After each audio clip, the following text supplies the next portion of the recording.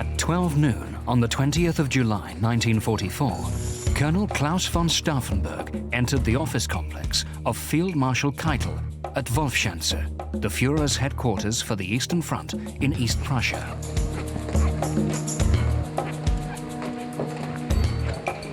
He was scheduled to report to Hitler on the readiness of the Home Army.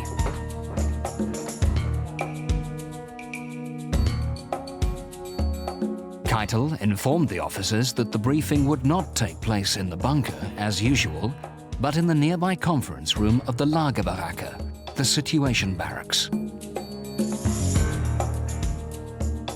Keitel beckoned the officers to follow him, but Stauffenberg stopped and asked if he could change his shirt. Keitel's aide, John von Freyend, took him to a nearby room.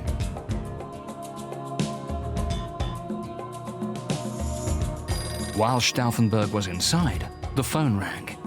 It was General Feldgiebel, head of the communications post.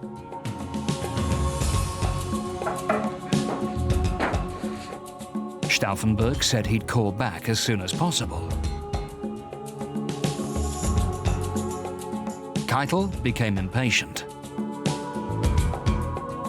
Stauffenberg emerged at last, and the officers continued on their way to the conference room on the other side of the inner security zone. At 12:35 p.m., Stauffenberg entered the conference room. Exactly 7 minutes later, the world would be forever changed. One of the most astonishing chapters in the history of the Second World War had begun. An assassination attempt on the Führer by a group of senior officers at the very pinnacle of German military might. Operation Valkyrie.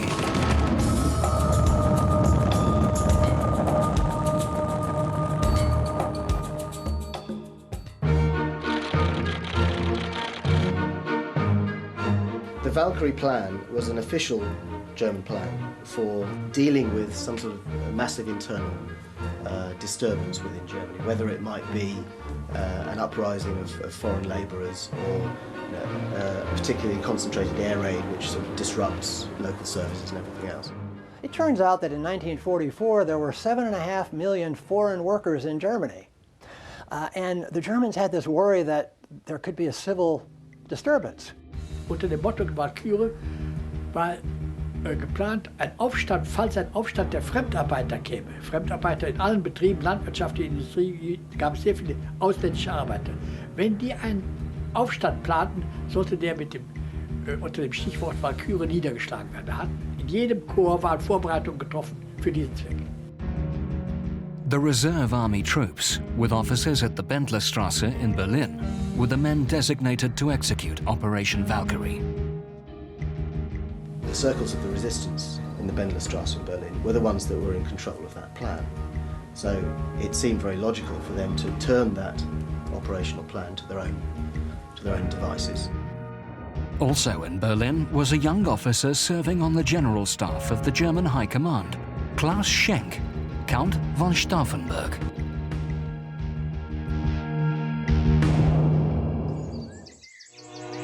The von Stauffenberg family was one of the oldest and most distinguished aristocratic families of southern Germany. Both Claus' father, Alfred, and his mother, Caroline, were nobility of rank. Caroline had already presented her husband with 2 sons, the twins, Berthold and Alexander. In November 1907, when she was 8 months into her next pregnancy, she decided to travel to Stauffenberg Castle in Jettingen. Seine Mutter hat ihre Schwiegermutter hier besucht und dabei kam dann der Klaus eben auf die Welt und ein Bruder von ihm, Konrad, es waren auch Zwillinge, genau wie die ersten Brüder von ihm, waren ja auch Zwillinge. Konrad died shortly after birth, but Claus survived. For the next 10 years, the 3 boys grew up in the privileged comfort of the German nobility under Kaiser Wilhelm II. The Lautlingen estate, some 50 miles south of Stuttgart, was the home where Claus grew up and later lived with his family. In 1914, Germany had declared war on both France and Russia. Caroline took tea to the soldiers passing through the local train station, and in the summer urged her sons to help the local women, now deprived of their menfolk, with the harvest. In his spare time, Claus read and learned to play the cello, so that he and his brothers could perform as a trio sonatas by Mozart and Haydn. The day they learned that Germany had requested an armistice, Claus was in tears. And he was, of course, still a boy when that war ended in Germany's defeat and in the national, what was so seen by so many people, including Stauffenberg's family, as the national humiliation of the Treaty of Versailles in 1919. Germany was in a state of siege, as various mobs, communist or right-wing, vied for power.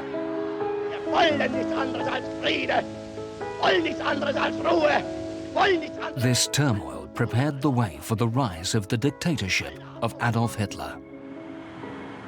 The political upheaval of those years made a powerful impression on Claus. He resolved to become an officer, for he believed that the officer corps had always served as a powerful, stabilizing force in German life.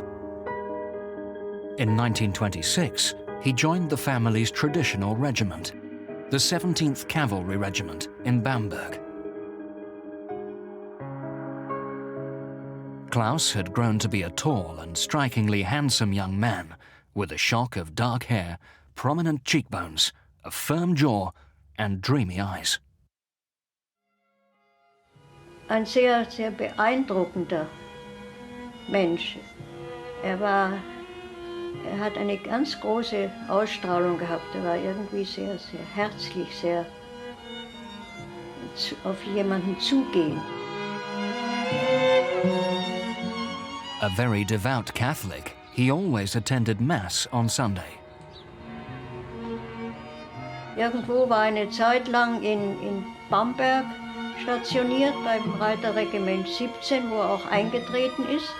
Und da lag ganz nah von Bamberg lag der Besitz meines Großvaters und war dann, sagen wir, ich war dann auch immer wieder eingeladen zu dem Winterball in Bamberg beim Regiment. One day, he met a pretty young 16-year-old called Nina. She was at a local girls' boarding school.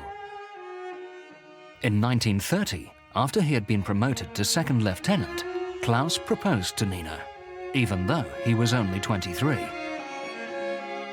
On the 26th of September 1933, 8 months after Hitler became Chancellor, Nina and Claus were married at St. James Church in Bamberg. He was in uniform and wore his steel helmet to the ceremony. To wed is to be on duty, he explained to Nina. In 1936, Claus took the entrance exams to Berlin's prestigious War Academy. Berthold von Stauffenberg had also moved to Berlin with his new wife Mika, while his cousin, Count Caesar von Hofacker, lived in Berlin on the Kaiser Wilhelmstrasse. My father was a direct cousin of Count Claus Stauffenberg. My grandmother and the mother of Claus Stauffenberg were sisters. So there was a very close relationship. And I think that had definitely something to do that my father ended up in the resistance. His military career progressed rapidly. In 1937, he became a cavalry captain, and in 1938, he was assigned as a general staff officer to the 1st Light Division, later known as the 6th Panzer Division.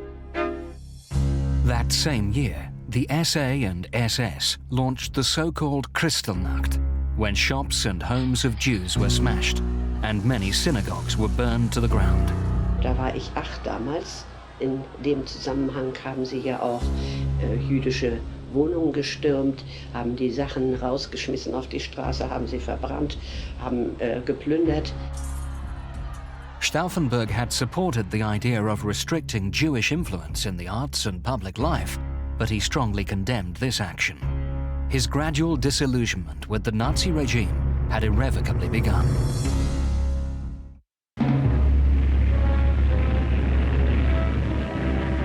Stauffenberg was serving as quartermaster of the 1st Light Division when Hitler decided to invade Poland in September of 1939. He said in response to one attempt to motivate him to help overthrow Hitler in November 1939, "I'm not ready yet." What does that mean? He was a captain at the time. He was a captain in the General Staff. How many opportunities to oppose a dictator and a commander-in-chief are open to a captain? Stauffenberg's entire ethos was that the army was there to uphold and defend Germany, and therefore he was a very loyal member of the army that went into Poland in 1939. Germany was now in a war. This was the regime that was leading Germany, and he, I think, believed to some extent this war had been in a way forced upon Germany, that it wasn't solely down to Hitler's crazy foreign policy. By that time, Hitler was already plotting the invasion of the Low Countries and France.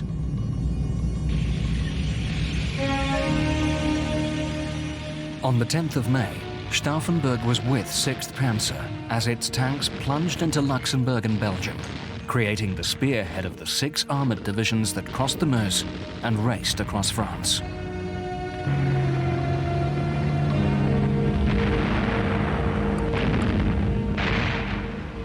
French resistance crumbled more quickly than division headquarters in the rear could keep track of. 1 week later, to his infinite disappointment, Stauffenberg was withdrawn from the front and promoted to the Army General Staff. Before taking up his new post, Stauffenberg found time to see his family. He was now the proud father of 3 children, Franz Ludwig, Heimermann, and Berthold, named after his elder brother. 1 year later, Nina had their 4th, a girl they called Valerie.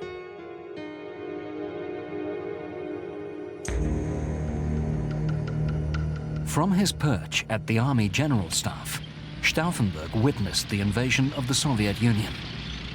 But it was not until later, in 1941, that news of the systematic killing of Jews and Gypsies by SS troops reached the higher levels of the Wehrmacht. Und dann bin ich verwundet worden vor Moskau und kam dann, weil ich noch nicht frontverwendungsfähig war, als Ordnanzoffizier zur Kluge. Und dort kam eine der ersten Meldungen aus dem rückwärtigen Bereich, was der SS unterstand, eben diese Meldung am Schluss der ganzen Meldungen, er hätte 5 Zigeuner sonderbehandelt. Sie hatten da 5 Zigeuner sonderbehandelt. Was haben Sie mit denen gemacht? Ja, die haben wir erschossen. Wieso erschossen? Nach einem Kriegsgericht in Urteil? Nein. Alle Zigeuner und Juden erschießen wir. Das war das erste Mal, dass ich das authentisch gehört hatte von einem hohen SS-Führer, der zuständig war. Das hat mich sehr umgetrieben. You know, in the early days of the Russian campaign, the Holocaust was ongoing at that point, and it tended to be a very, very brutal affair. This is not the later supposedly humane gassings at Auschwitz and everything else. This was very, very brutal. Pits dug and civilians lined up and shot into them. So it was dreadful what was going on. And reports of each of these atrocities would obviously go up through the military lines.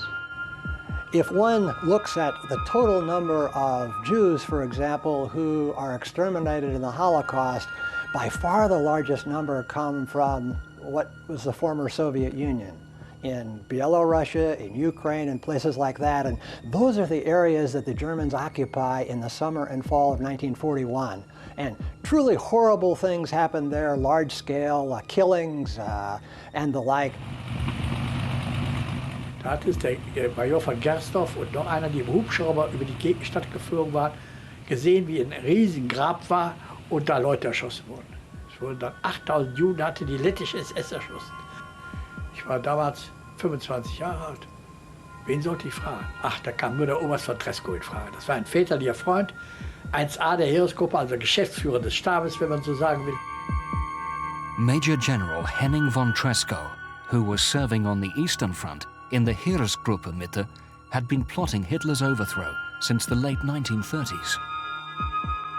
Aber er hat innerhalb der Heeresgruppe Mitte eigentlich versucht, ein Zentrum zu sammeln von Leuten, auf die er sich verlassen konnte. Das war eigenartigerweise auch relativ bekannt.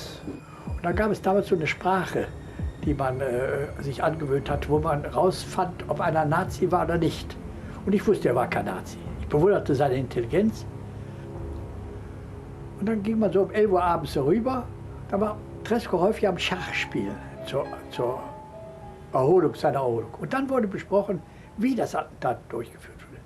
Wie ich hinkam, 1942, war gar keine Frage mehr, das ein Attentat, sondern nur wie. Von Tresckow understood that the Wehrmacht on the Eastern Front had a unique opportunity to incubate a conspiracy, given its independence from the SD, the Gestapo, and the SS.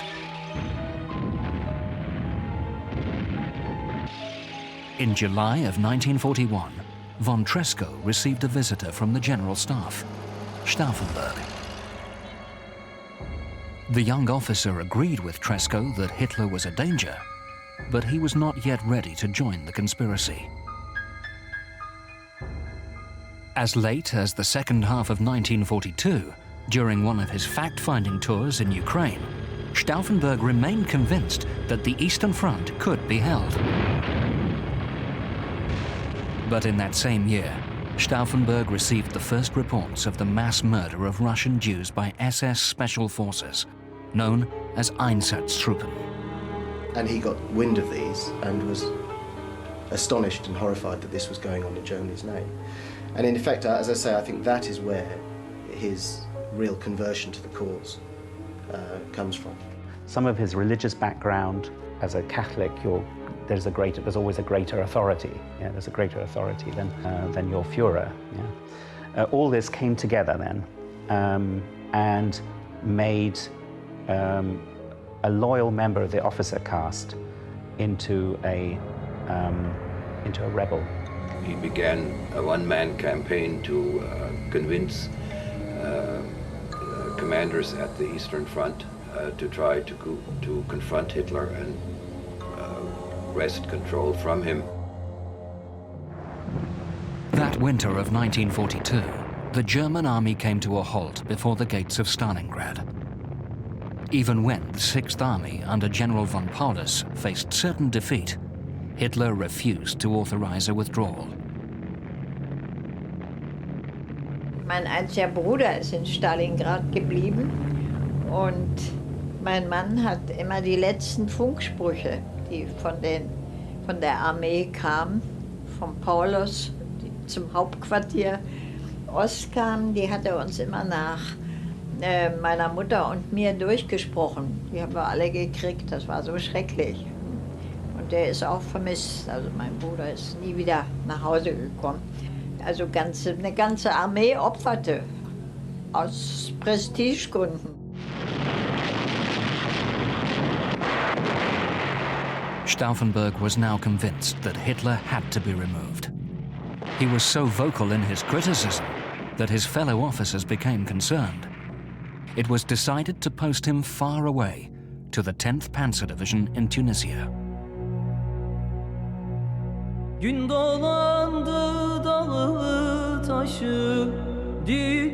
Libya and Tunisia, the victories of the famed Afrika Korps under Erwin Rommel had been reversed. The Americans had landed in North Africa during Operation Torch.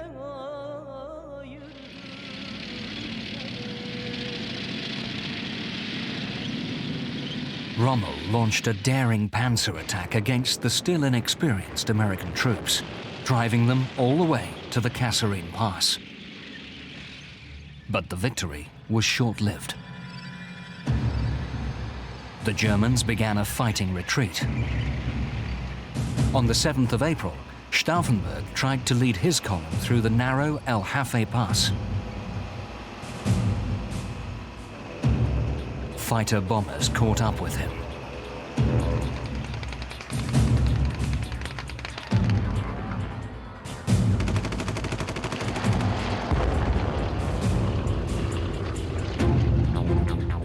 Stauffenberg was badly injured. He was taken to a field hospital in Sfax, where he lost his right hand, 2 fingers on his left hand, and his left eye.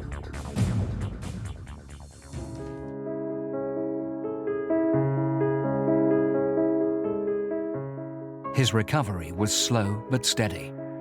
On the 5th of July, he arrived back in Lautlingen for a month-long convalescence. Here, he was reunited with his children, Heimermann, Franz Ludwig, and little Valerie, as well as his niece Elizabeth and nephew Alfred. At around that time, the position of Chief of Staff of the General Army Office in the Bendlerstrasse in Berlin became vacant. General Albrecht, well aware of Stauffenberg's commitment to remove Hitler, quickly arranged for Stauffenberg to be offered the post. Stauffenberg immediately agreed. In the August of 1943, Stauffenberg arranged to meet with Henning von Tresckow to discuss the implementation of the Valkyrie plan. They began to draft an outline of the new government that was to take charge immediately after the coup d'etat. General Ludwig Beck would become head of state. Longtime resistor Karl Friedrich Gödler would become Germany's new chancellor. Von Tresckow would take control of all German security services, including Himmler's Gestapo and SD. General Hübner would become head of the Ministry of War. Either Albrecht or Stauffenberg himself would serve as state secretary. The only minister in Hitler's government which the plotters intended to retain, if he agreed, was the Minister of Armaments, Albert Speer. Under his leadership, armaments production had actually increased despite the devastating British and American bombing campaigns. I interviewed Albert Speer, and indeed he knew that he had been penciled in to become Minister of War in the new government had Hitler been assassinated, and all of that had been carried off successfully. Stauffenberg increasingly became the core of the Valkyrie plan. But one major problem remained. Neither von Tresckow or other conspirators, such as Merz von Quernheim, had actual access to the Führer. But then, in June of 1944, Stauffenberg was appointed as Chief of Staff to none other than General Fromm, head of the Home Army. Hitler frequently wanted to be appraised of its combat readiness, so Stauffenberg suddenly found himself in a position where he himself would see Hitler on a regular basis. Of all the conspirators, he was now best placed to become the assassin.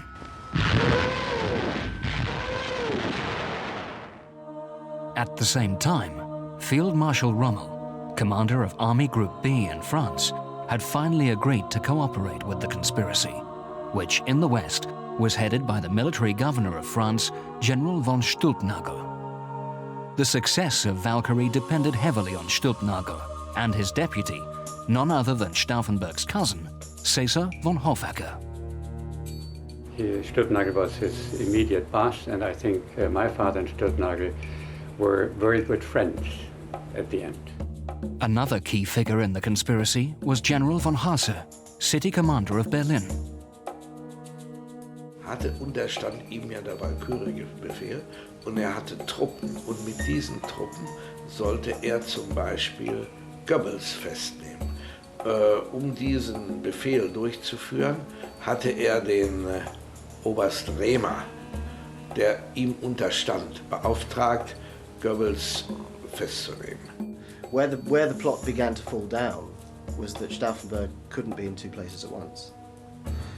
He was instrumental in organising the operation of Valkyrie in Berlin, so he needed to be there. He was a tremendously powerful, dynamic man, so he could pick up the phone and talk to all corners of Germany at once and convince everybody to act in the way that they should do. But at the same time, he realised that summer that he actually had to be the assassin as well, so he also had to be 300 miles to the east, planting the bomb in the map room in Rastenburg.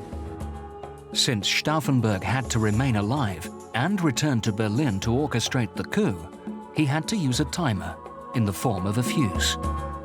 Und wir haben diese Versuche gemacht, dänische, französische, belgische, alle Sprengstoffe, die es in Europa praktisch gab. Und die habe ich ausprobiert und habe dann nach einer Weile gemeldet, ohne jeden Drang und ohne jeden Druck. Der englische wäre der beste und die Zünder auch, weil die Zünder leise waren, die konnte man nicht hören. Die anderen zischten. Und habe auch gemeldet, man müsste 2 Bomben gebrauchen mit 2 Zündern, also je einen Zünder, weil immer wieder eine Versager wäre. Aber mit 2 Bomben wäre man sicher. Stauffenberg's co-conspirator, Helmut Stief, secured the necessary bombs and fuses from Lieutenant von Boeselager. Hast du auch noch Englischen? Ja. Ja, dann pack den Handkoffer voll und bring den dem Stief. Da wusste ich, was los war. Da habe ich meinen Handkoffer genommen, so einen Wäschekoffer, wie man damals hatte, so einen Lederkoffer. Habe den vollgepackt mit englischen Bömmchen, das waren so Plastikdinger, viereckig. Und die entsprechenden Zünder, habe den vollgepackt und bin also dann zum Stief geflogen. The Valkyrie plan's objective was to decapitate the German leadership. Field Marshals von Kluge and Rommel insisted that not only Hitler, but also Himmler, head of the SS, and Hermann Göring, head of the Luftwaffe and Hitler's designated successor, should be too. The problem was that these 3 men were rarely together. On the 11th of July, Stauffenberg traveled to the Berghof with Stief. They were ready to detonate the bomb, but neither Himmler nor Göring were present. Stief decided to call it off.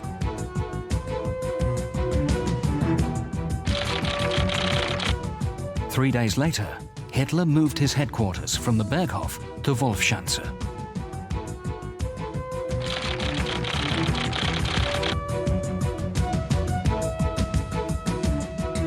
Originally built in 1941 in preparation for Barbarossa, Wolfschanze had since been expanded into a vast complex comprising 3 security rings.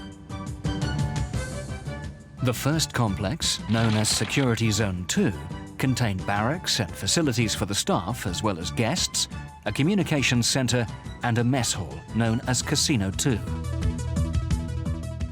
To the northeast lay Security Zone 1, containing the offices of top figures in the Nazi leadership, including Göring, General Jodl and Field Marshal Wilhelm Keitel. To the immediate left of Zone 1 was another highly guarded sector known as the Führerzone. Here was a huge bunker reserved for the Führer, as well as air raid shelters and various wooden barracks, one of which contained a map situation room. On the 14th of July, Stauffenberg and General Fromm were summoned to appear at Wolfschanze the next day. In this famous photo, Stauffenberg stands ramrod straight as Hitler greets General Bodenschatz of the Luftwaffe. Back in Berlin, General Olbricht was already issuing orders for Valkyrie. But Stauffenberg was once again prevented from setting the bombs because Himmler and Göring were not in attendance. But it gave Stauffenberg the opportunity of a dress rehearsal. He saw that the chance of activating the bomb in the Führer bunker itself was slim. He would have to break the fuses somewhere else, preferably in Keitel's office complex. He also saw that the distance between the 2 buildings was about 400 meters, which would take around 10 minutes on foot. A 10-minute fuse wouldn't do. He would need 30-minute fuses.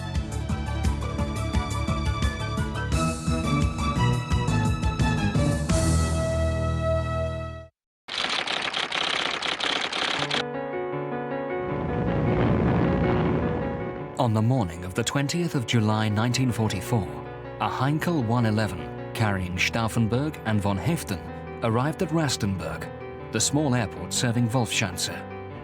Security was tight. Major Herbert Buchs remembers the mood at the Führer headquarters.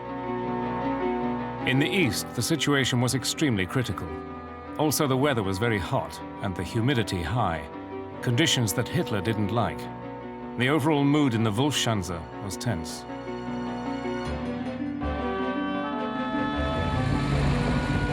I didn't know that my husband was going to try the assassination himself.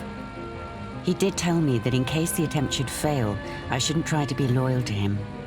The most important thing was, he said, that one of us should survive to look after the children.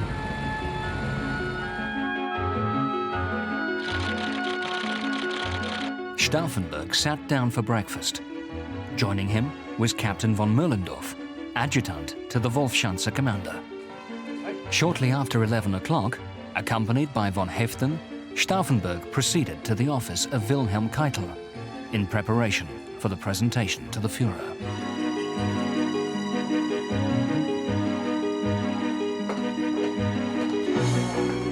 Here, Stauffenberg received some disturbing news. The conference would not take place in the bunker, as usual, but in a wooden building, reinforced with concrete, known as the Lagerbaracke, or Situation Room. Keitel was then told that the briefing had been rescheduled for 12:30 p.m., given the pending visit of Mussolini. He decided that they should get over to the conference room as soon as possible. The bomb had to be activated immediately. Stauffenberg asked if he could change his shirt. Von Freyen took the officers to a nearby bedroom. Once inside the room, Heften and Stauffenberg feverishly began to activate the bomb. Stauffenberg used a special pair of pliers to squeeze the casings of the British fuse. Heften then took the fuse to insert it into the bomb.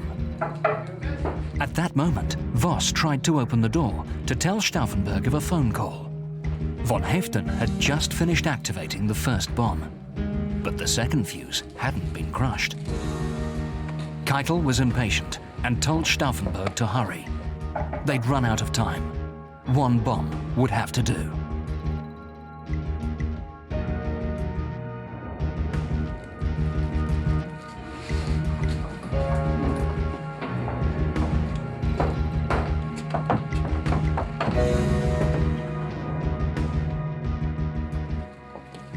Von Freyen offered to carry Stauffenberg's briefcase. Stauffenberg refused. "I want to sit as close to the Führer as possible," he said. "My hearing is very bad."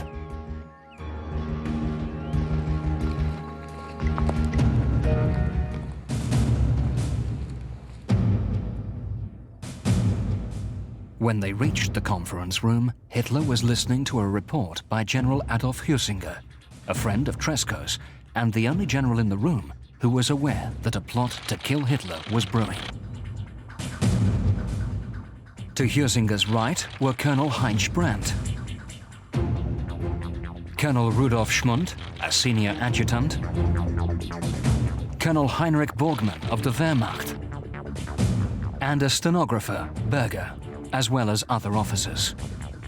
To Hitler's left were General Alfred Jodl, chief of the operations staff, and his deputy, General Wallemont. Neither Goering nor Himmler were present, but Stauffenberg knew he must proceed. Von Freyen stepped forward and asked Oberst von Brandt to move aside so that Stauffenberg could be closer to Hitler.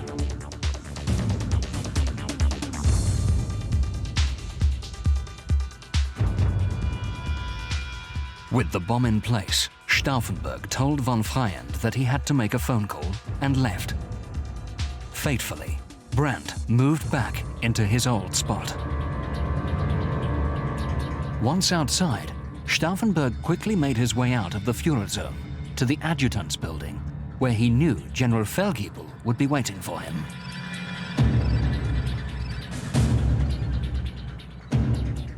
Back in the conference room, Hüsinger's presentation continued. The seconds ticked by.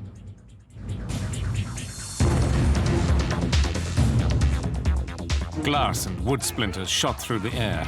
The large table on which all the situation maps were spread collapsed. After a few seconds of silence, I heard a voice saying, "Where is the Führer?"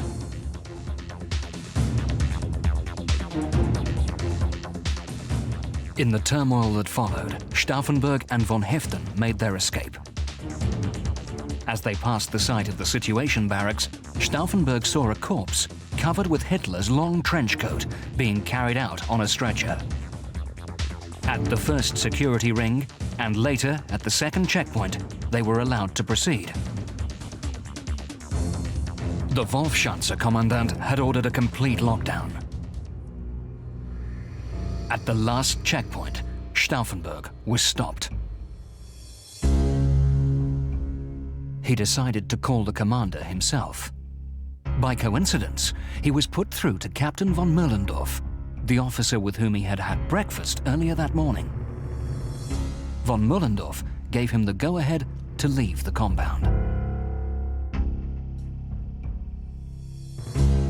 On the way to the airport, von Heften opened his briefcase and threw the second bomb into the woods.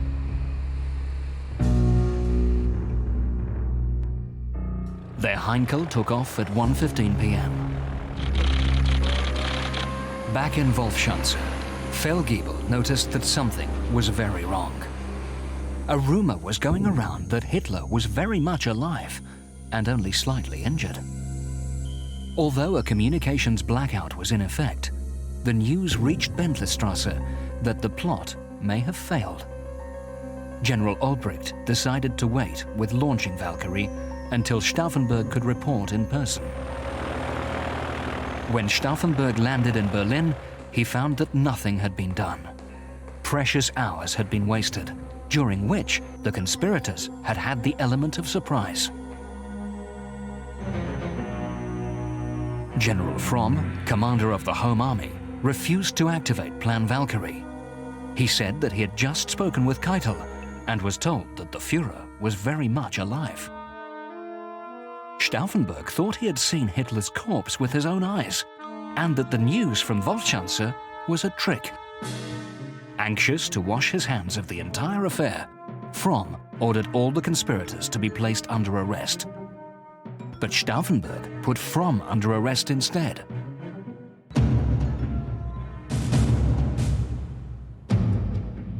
Together with Albrecht and Merz von Quernheim, Stauffenberg frantically began to issue the telex orders to the various army units, urging them to move to their assigned locations.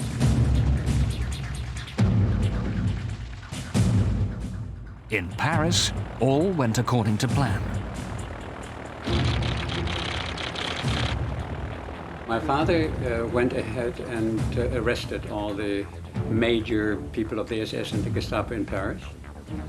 And then they had the problem to solve because General Field Marshal Kluge, who was the head of the military in France, he had known about the resistance, but he had not definitely decided. And then there's that famous word, Kluge, that's very often cited, gentlemen, as long as that pig lives, I cannot. And you know that Kluge committed suicide just 4 weeks after that. So my father and Stauffenberg went back to Paris, and they had to open the prison doors. The clatter of typewriters in the Bendlerstrasse came to a halt when Radio Berlin issued a communiqué. There had been an attempt on the Führer's life, but Hitler was alive and would speak on the radio shortly.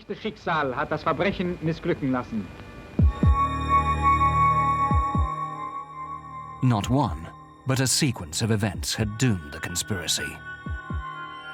The first factor was von Freien's decision to place Stauffenberg to the right of Hitler, next to Huizinga. When later Brandt kicked his foot against the briefcase, he moved it to the right of the wooden post, which then served to shield Hitler from the blast. Had Stauffenberg been placed to Hitler's left, it is possible that the blast would have injured Hitler far more severely, even fatally. Significantly, all of the officers killed in the blast were standing to the right of the briefcase bomb, unshielded by any of the wooden posts. The second setback was the phone call from Feldgiebel, compounded by Keitel's impatience, which prevented the activation of the second bomb. If Stauffenberg had been able to place both bombs in the conference room, the likelihood is that Hitler would have been killed. But the most important factor was the decision to move the meeting from the bunker to the wooden conference room. Had the bomb exploded within the concrete confines of the bunker, the blast would have been contained, and everyone in the room would have been killed.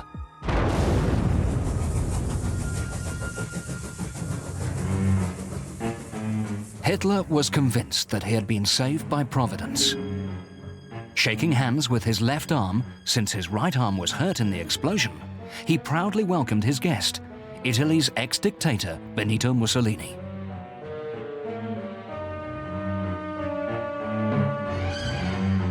As Hitler showed Mussolini the ruins of the barracks, he said, "You see, there's nothing left of it, and yet I got out without a scratch." In truth, he had injured his shoulder, so he put his right hand between the buttons of his tunic, like Napoleon. Until then, everyone was convinced that it must have been one of the laborers working on the barracks, but the sudden disappearance of Stauffenberg put things in an entirely different light. By that evening, Hitler knew that a clique of army officers had been responsible.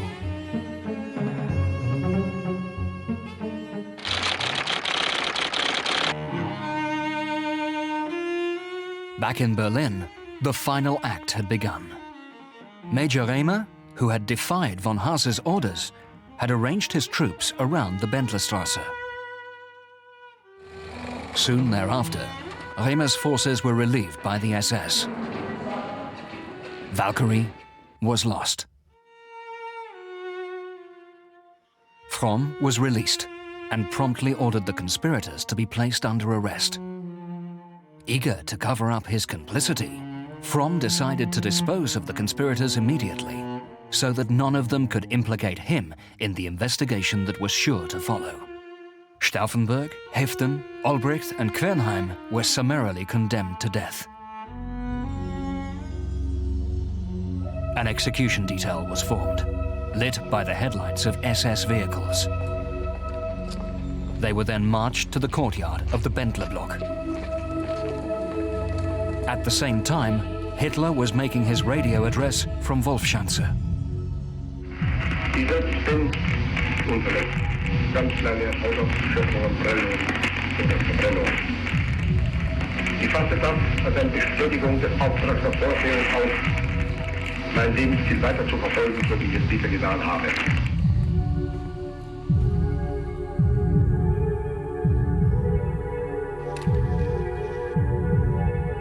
Long live our sacred Germany!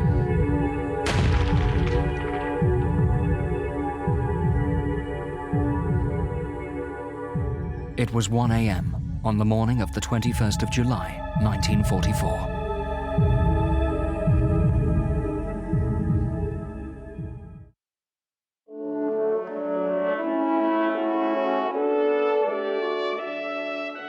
Fate had perhaps been merciful to Claus von Stauffenberg. Many other senior officers were not so lucky. The attempt convinced Hitler that the Wehrmacht leadership could not be trusted. He launched a purge of the officer corps and used the shock of the attack to also round up all the surviving members of the old opposition in the Reichstag. Those officers who had been injured or killed by the bomb were hailed as heroes. Hitler went in person to the Rastenburg hospital to pay his respects to them.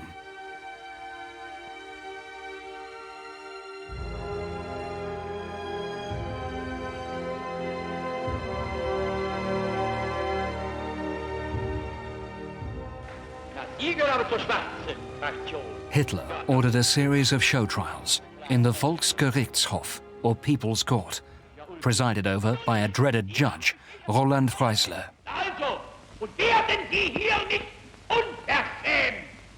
Mit Ihnen werden wir fertig! Even high-ranking officers like Field Marshal von Witzleben were forced to wear shabby, ill-fitting clothes, stripping them of their former dignity. Mein Mann hat man dann am selben Tag noch hingerichtet.